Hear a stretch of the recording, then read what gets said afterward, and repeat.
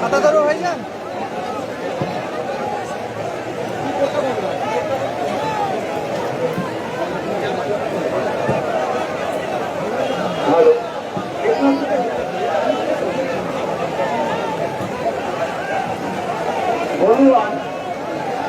আপনারা জানেন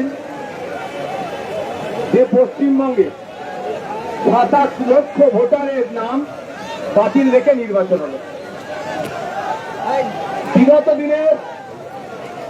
বিগত যিনি মুখ্যমন্ত্রী ছিলেন তার কাছে আমি আহ্বান করেছিলাম, আগে ভোটার তারপরে ভোট, অর্থাৎ ভোটটা বয়কট করুন। কিন্তু সেই সময় আমাদের কথাই পাত্তা দেয়নি, গুরুত্ব দেয়নি। ভোট হয়েছে, বেশ কয়েকটা দিন পার হয়ে গেল, না বর্তমান রাজ্যের মুখ্যমন্ত্রী শুভেন্দু অধিকারী মহাশয়ের মুখে একবারে এফআইআরের নাম আমরা শুনতে পেলাম না কেন? এটাও তার কাছ থেকে আমরা জানতে চাই।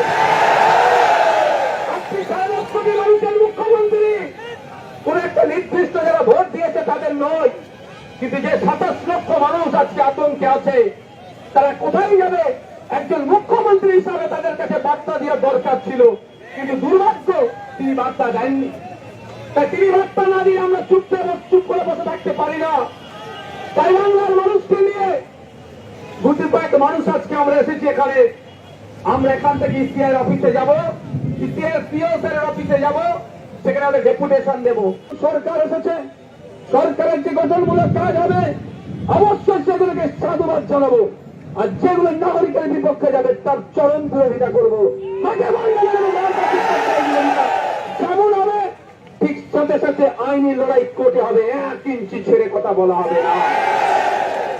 মানুষের ভোটে নির্বাচিত সরকার জনগণের কথা ভাববে, পুঁজিপতিদের কথা যদি ভাবে, কর্পোরেটদের যদি কথা ভাবে, তার বিরুদ্ধে গণতান্ত্রিক প্রক্রিয়ায় লড়াই সংগ্রাম জারি থাকবে। রাজি আছে?